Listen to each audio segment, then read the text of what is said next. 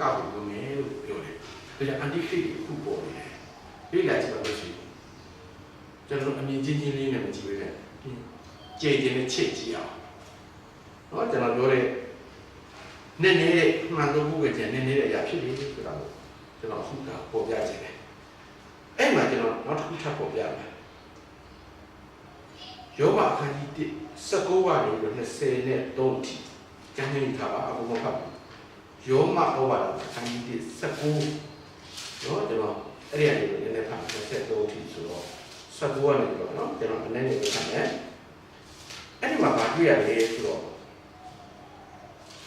ယောမဩဝါဒအခန်းကြီး19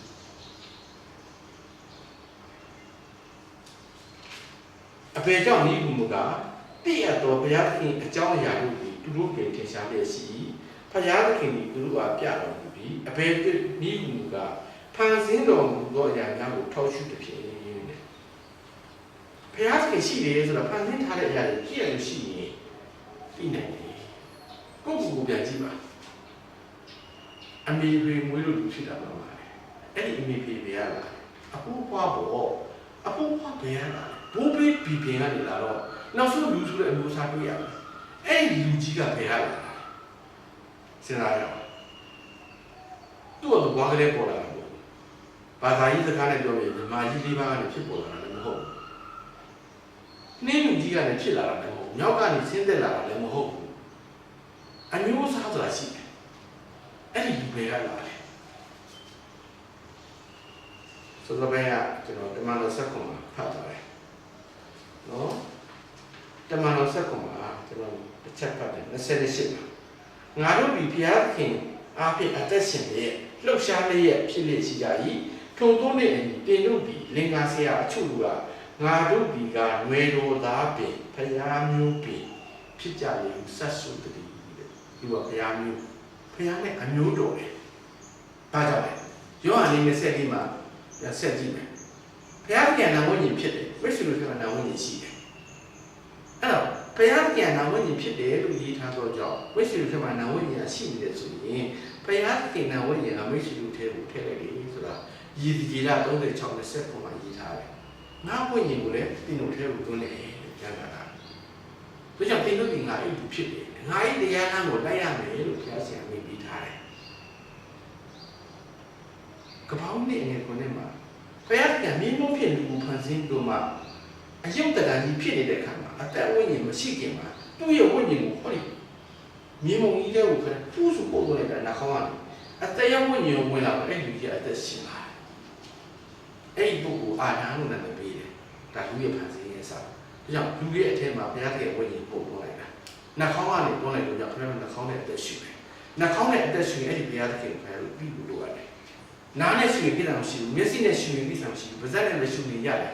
နှာခေါင်းနဲ့ရှူရင်ဒီကလည်းပါတော့စဉ်းစားပါဟောဒီနှာခေါင်းရဲ့အသက်ဝိညာဉ်ကိုမှုတ်သွင်းနေတော့ကြောင့်လူတိုင်းရဲ့အထက်မှာဘုရားသခင်ဝိညာဉ်ရှိတယ်ဒါကြောင့်ဒီဘုရားသခင်လူတိုင်းနဲ့ဆိုင်တယ်ခရစ်ယာန်ဘုရားမဟုတ်ဘူးလူတိုင်းနဲ့ဆိုင်တဲ့ဘုရားခရစ်ယာန်ဘုရားပဲလို့တတ်မှတ်ထားလို့ရှိရင်ခရစ်ယာန်ဘုရားပဲဖြစ်နေမှာပေါ့အဲ့လိုခရစ်ယာန်ဘုရားလို့တတ်မှတ်ထားတာမဟုတ်ဘူးကျွန်တော်ပြောချင်တာတတ်မှတ်ချက်ခရစ်ယာန်ဘုရားလို့တတ်မှတ်ထားတာမဟုတ်ဘူးလူတိုင်းနဲ့ဆိုင်တဲ့ဘုရားလူတိုင်းထဲမှာရှိတဲ့ဝိညာဉ်ကိုပေးတဲ့ဘုရားပကောင်းတဲ့ဘက်ကြားမှာခေါင်းပေါက်တော့ဟိုင်းနှကောင်းနှပေါက်နဲ့အသက်ရှိတဲ့သူတွေအားလုံးရဲ့ဘုရားကျွန်တော်ကာကနာပြောလို့ဆိုရင်အဲ့ဒီဘုရားတကယ်ကိုပြီးပြီလားကျွန်တော်တိအပ်တဲ့ဘုရားတကယ်အလုံးစုံနဲ့လဲပါတယ်ငါနဲ့မဆိုင်ဘူးလို့ခင်ဗျားတို့ပြောရင်ဘာလို့မဆိုင်နှကောင်းပိတ်ထားလို့မရှိနဲ့ပေါ့ဘုရားခင်ပြီးတဲ့လေကိုရှုလို့မှဘုရားခင်နဲ့မဆိုင်ဘူးလို့ဘုရားညင်းမယ်ဆိုရင်အဲ့ဒီလေမရှိနဲ့ပိတ်ထားဘယ်ဘုရားကလေကိုပေးတာလဲမြောက်ရက်ကဘာနာနဲ့ကလေကိုထုတ်လို့ဘုရားခင်ပြီးတယ်လေကိုဖန်ဆင်းတဲ့ဘုရားလေကိုကျွန်တော်တို့အသက်ရှင်ဖို့အတွက်ရှုဖို့ရတယ်ပေးတယ်ဘုရားအဲ့ဒီလေရှုလို့အဲ့ဒီအရှင်ကိုခင်မသိမယုံဘူးဆိုရင်တော့လေမရှိနဲ့ပိတ်ထားလိုက်ဘာဖြစ်သွားမလဲပေါ့စဉ်းစားကျွန်တော်ဖြစ်ပြီး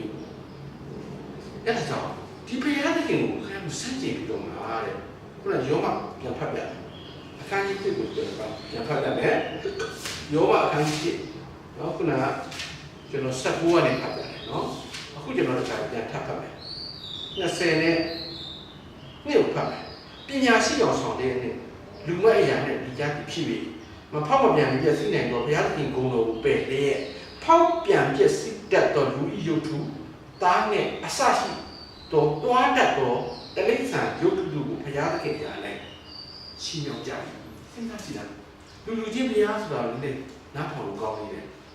တလိษံကိုဘုရားတယ်စဉ်းစားကြည့်မြောက်ဘုရားရှိပါတယ်ဘုရားမြောက်ဘုရားလို့ပြောတယ်နွားကိုဘုရားလို့ပြောတယ်စင်ကိုဘုရားလို့ပြောတယ်မြင်းကိုဘုရားလို့ပြောတယ်ပြန်တတ်တဲ့ညက်တော်ကလည်းဘုရားလို့ပြောတယ်တတ်မှတ်လို့ကိုယ်ဝယ်ရတာဘုရားအိုးမြတ်စွာဘုရားတွေဟိုလိုပေါ့လာတယ်အဲ့ဒါမှန်တော့ကိုယ်ဝယ်ခြင်းလားကြောင့်ဒီစကားကိုထပ်တယ်လဲရေးခြင်းတယ်ကျွန်တော်ကောင်းတဲ့အခြေခံထားတယ်မှန်တော့ကိုယ်ဝယ်ခြင်းရင်းနေလို့ရဟုတ်ပြီနောက်တစ်ခါအခန်းကြီး1နော်ယောမအခန်းကြီး1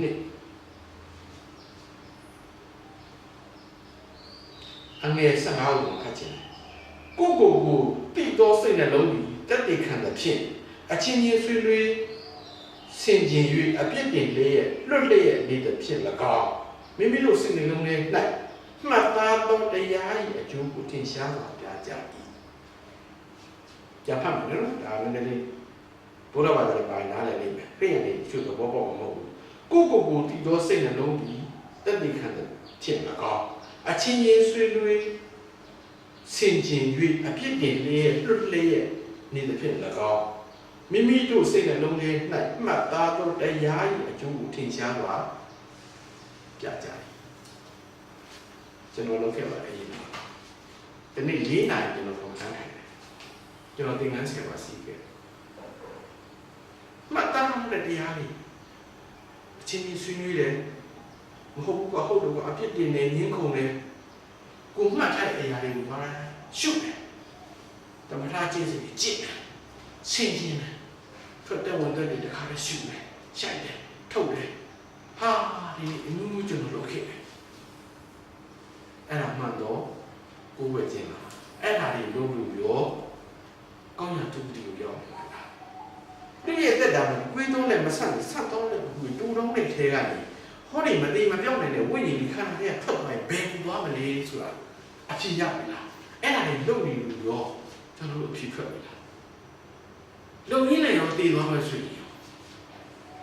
ဒါကတော့ဆရာကုလူကအဲ့လူပြင်းလူညံ့လူတို့တွေတုံးနေစကားအဲ့ကံကိုလွှဲမချနဲ့ကံဆိုတာကဒီကိုလုံးတဲ့အမှုကိုခံစီပဲကံမံကရောဒီကံမံကံဤအမှုကိုကရောဒီတူဤဣတိတတ္တမထို့ကြောင့်ကံမံကံဤပါဠိစကားကိုလည်းထုတ်ခြင်းကိုပြုသောမှုကိုခံစီတဲ့ကံကိုယုံလို့စုဖို့မနေနဲ့စကားပုံရှိတယ်ထဏ္ဍမပါဘဲနဲ့စုဖို့ယူသွားနေလိုက်ရင်ဟာစုသွားတယ်အမေရိကန်မကောင်းဘူးတဲ့ဖဲလို့နေလို့ဖဲလို့ခံရတာလေကိုလို့ရင်ကိုခံစီပဲမလို့ရင်မခံရဘူးကံဆိုတာဒီလိုမရှိပါဘူးနော်ကိုလုပ်တဲ့ကိုပြုတဲ့အမှုတွေပေါ်မှာကိုခံစီဆိုတဲ့ဒီလိုဖြစ်တယ်အဲ့ဒါကြောင့်ကျွန်တော်တို့ဒီနေ့မှန်တော့ဥပ္ပေခြင်းဟာအလုံးနာမနဲ့မှုရှိတယ်ဒါကိုကျွန်တော်တို့ကခါခဏနာမသိနေနဲ့ကိုယ့်ကိုမှတ်သားထားတဲ့တရားတွေပေါ်မှာ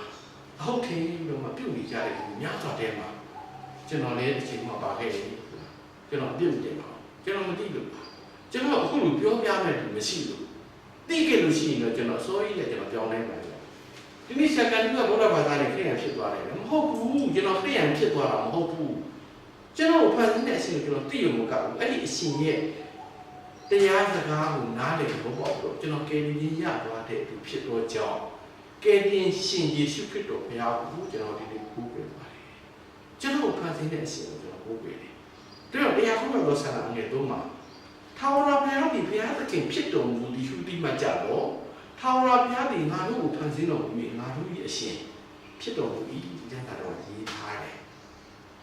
ဘုရားရဲ့အားလုံးရဲ့သခင်တဲ့ဘုရားမဟုတ်ဘုရားအားလုံးရဲ့သခင်အဲ့ဒါကထာဝရဘုရားဘုရားအားလုံးရဲ့သခင်ဟာခရစ်ယာန်ဘုရားမဟုတ်ဘူးနော်ထာဝရဘုရားထာဝရစကားသိလားထာဝရဆိုတာအနက်ပြန်တယ်တည်မြဲခြင်းကိုခေါ်တယ်တည်မြဲတဲ့အရာကို